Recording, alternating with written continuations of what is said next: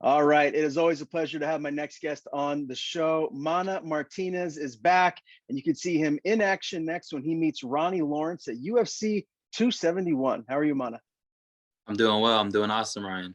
Thank you for asking. Yeah, it's good to see you, man. And this has got to be exciting for you. I see you got the H-Town shirt on.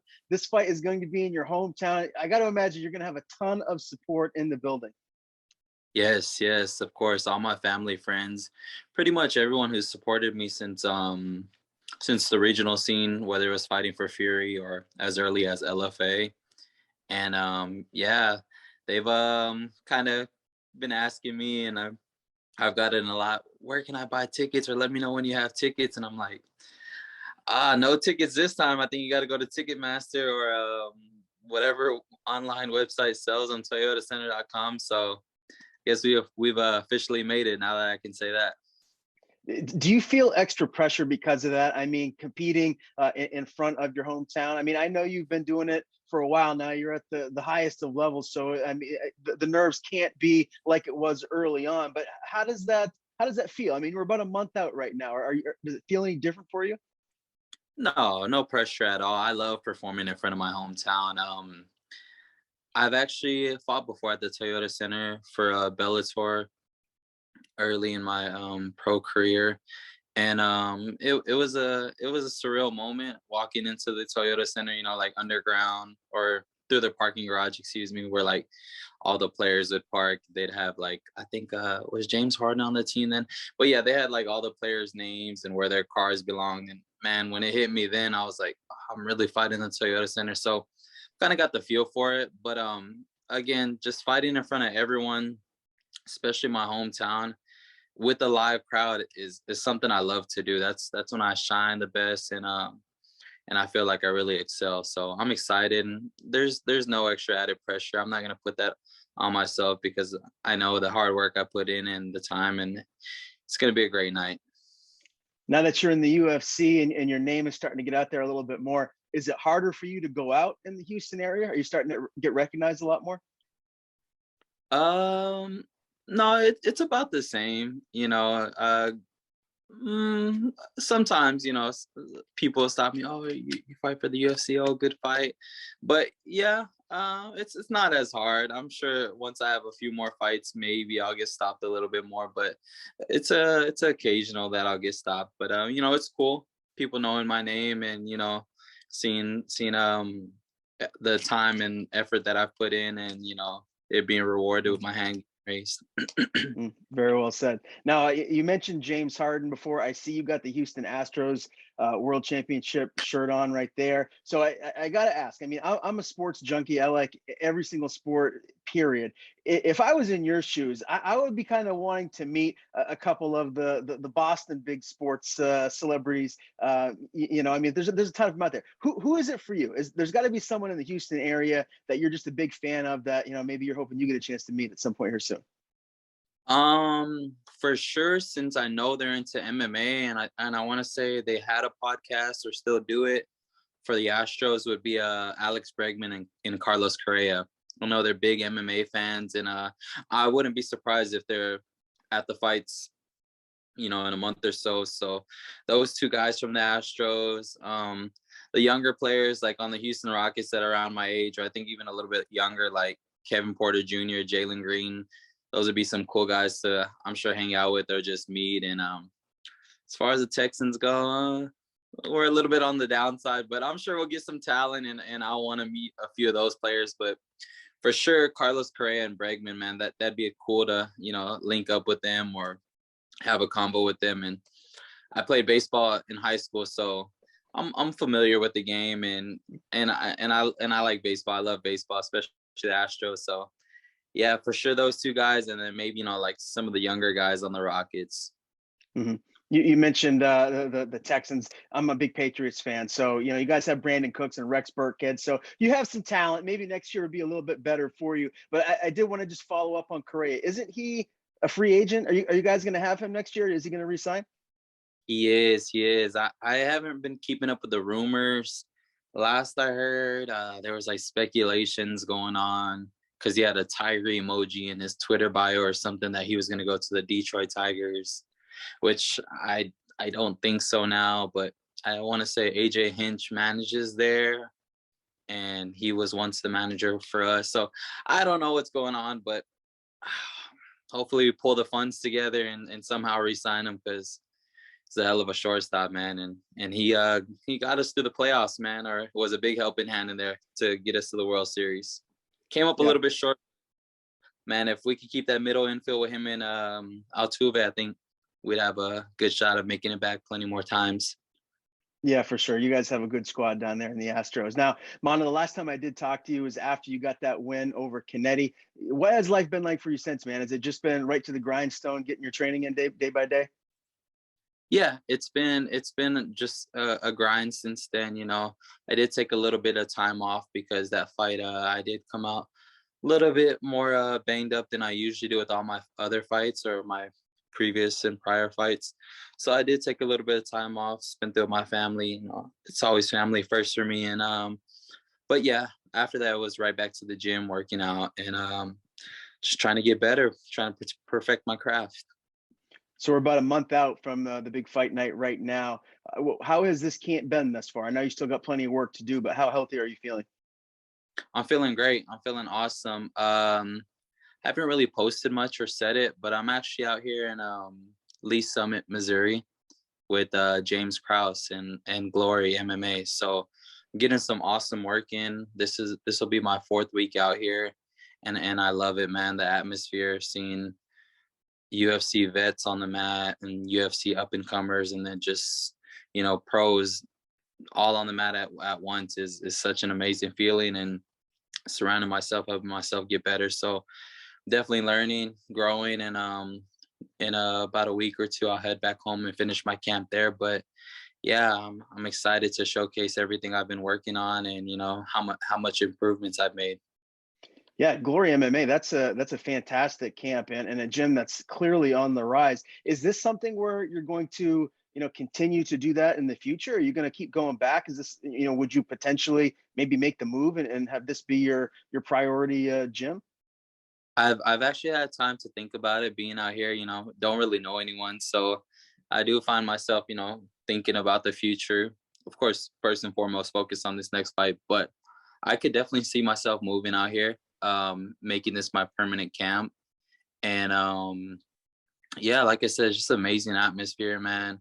Everyone's here to help each other get better, and it's a bunch of top level guys, man. It's a bunch of sharks on the mat competing, and you know we're all just trying to get better. So definitely thought about it, and if it has to come down to that time, and you know I would have to make a major lifestyle change and maybe the move over here, it'll definitely be something I consider and could see happening. Okay. And is it just you there, or did Adrian or anyone else from your team in Texas go there with you as well, or is it just you and at Glory? No, it's just myself. I actually have another teammate of mine. I'm sorry, not just myself. His name is Michael Aswell, which he's on the come up as well. I think he's 2-0 as a pro right now, and he fights the day before me for Fury again. So he's spent a couple weeks out here. I think he's heading back this weekend to Houston, back home. So I'll be out here again solo, which I've been doing just well, just fine. And it's literally been eat, sleep, and train, and I couldn't ask for much more, man. I'm very blessed to be in the position that I am, you know, learning from the people that I am, and being surrounded by everyone. So I'm excited, man. I'm in great spirits, and February 12th can't come soon enough. Who primarily have you been, doing your sparring and with and your training? Because you mentioned before they have a ton of killers on the mats. Who primarily have you been getting that working with? As of recently, these past couple weeks or these past few training sessions, I've been training with David Onama. He I think he got the call up a few months back, or I couldn't say exactly when, but he had a hell of a war at 155, which I don't even think is his natural weight or the weight class he usually fights at. So he fights at 145, but I've been drilling with him. Man, it's just numerous guys, you know, UFC vets on the mat, like Tim Elliott, and then you got young and up and coming guys like David Onama, Jeff Molina there. So just a bunch of other guys, and I'm sure I could pop off and name more, but yeah, those are the few that I've, you know, kind of been drilling or working with. The weather's a little bit different than in Texas, right? Is that something you can get used to? Very, very much so. Very much so. I'm glad you asked that. Yeah, when I first came here, it was in single digits. So coming from 80-degree weather back at home in Houston to single digits was a drastic change. But I found myself adapting to it.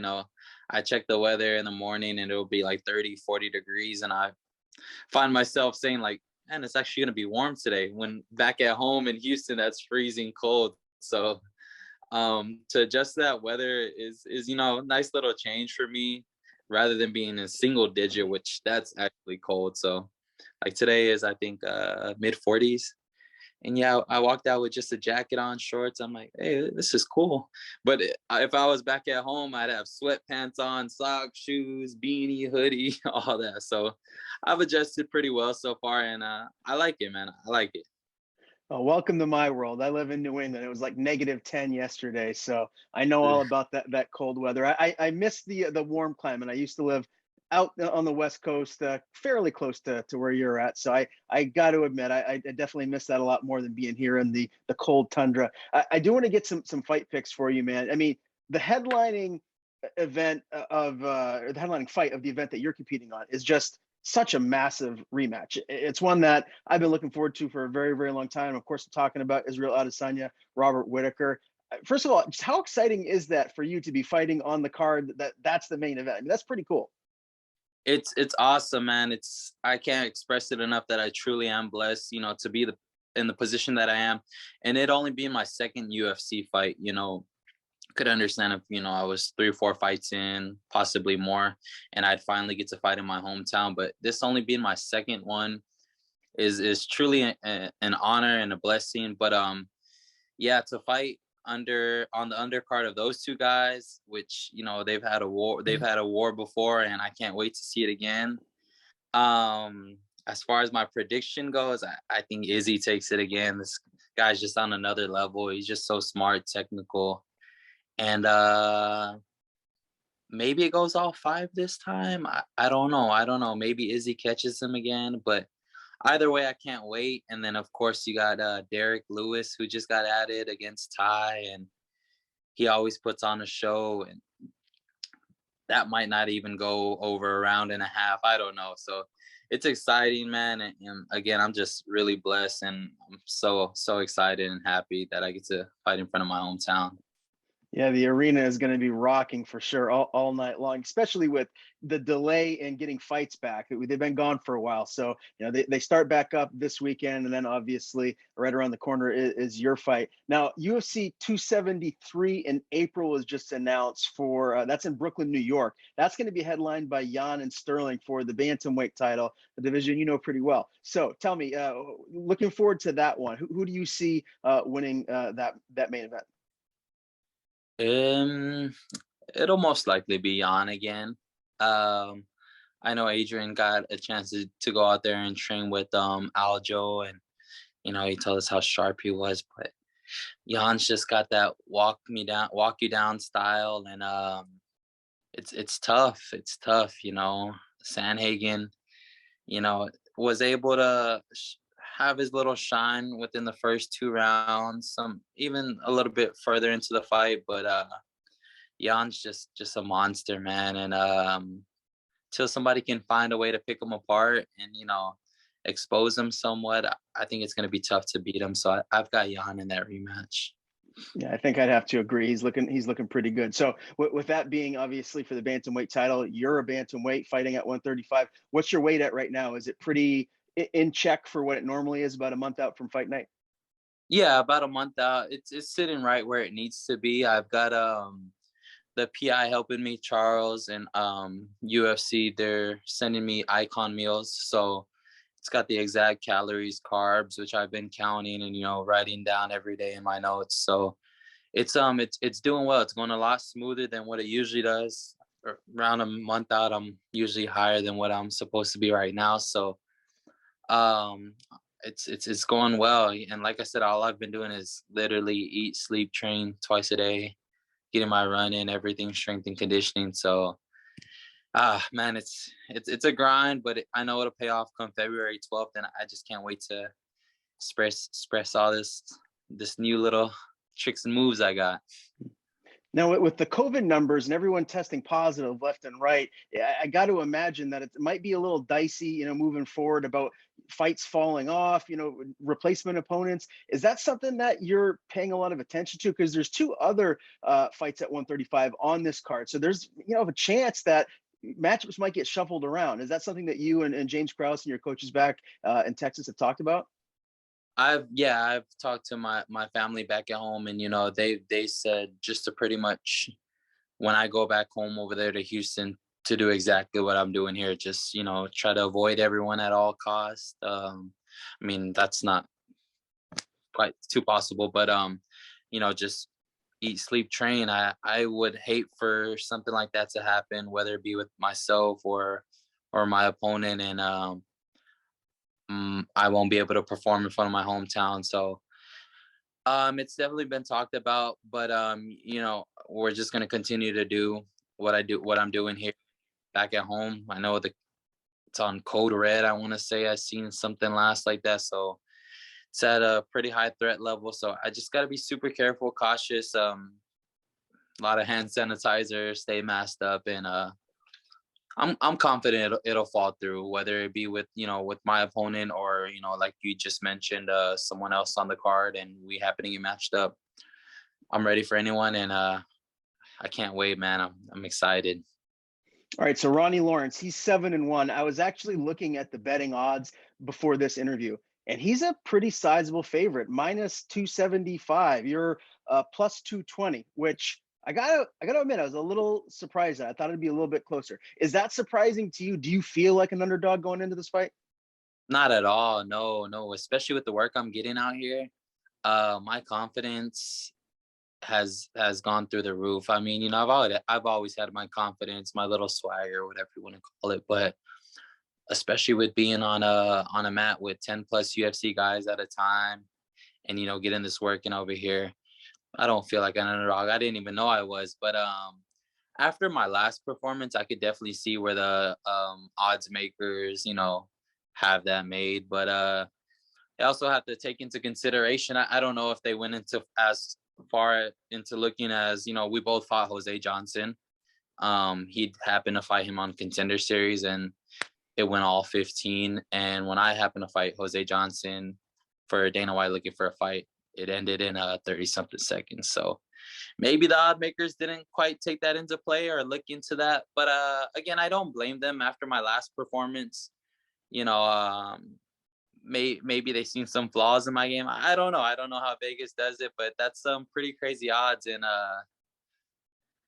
the dogs will be barking that night. I can assure you that on my side. So if you know, but I can't wait. That just made me even more excited and even more amped. That's crazy.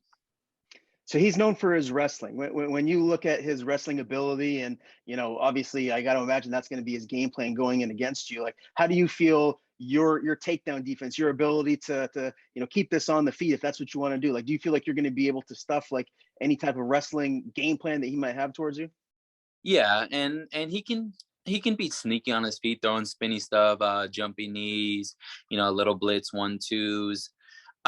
James and I have broke down this fight numerous times, and can't say exactly what we've seen. I just mentioned a little bit of it, but yeah, I can see him, shooting in, and if happens to get into a wrestling match or a wrestling scramble, that's I'll be super excited, because that's what I've been working on a lot over here, and it'll be fun. I know you guys seen a little bit of my wrestling. I think I I did. I took my opponent down a couple times last fight, which a lot of people didn't see, and a lot of people didn't think I was durable, or they had doubt that I couldn't make the 15 minutes. So showed a little bit of that, and oh man, I've improved 10 times that, and I don't even really have to say it because you guys will see it come February 12th. All right, official prediction, Mana. How do you get your hand raised? Inside of 2. Inside of 2. I want to get back on my knockout streak or TKO streak. So inside of 2, he'll be out of there. If he has to go all 15, like I said, I showed out. I'm durable. I'm tough, but inside is too. All right, Mana Martinez meets Ronnie Lawrence next on February the 12th at UFC 271. Mana, it's always great talking to you, man. Before I let you go, as always, I want to give you the floor. Tell people where to follow you on social media, and if you have anyone to thank, the floor is yours. You can you can follow me on Instagram, Twitter at ManaBoy7, and appreciate everybody sticking with me to this point. Yeah, second fight in my hometown, and it's gonna be one you're not gonna want to miss. I'm excited. I'm ready to go, and it's gonna be a great one, man. It's gonna be a great night.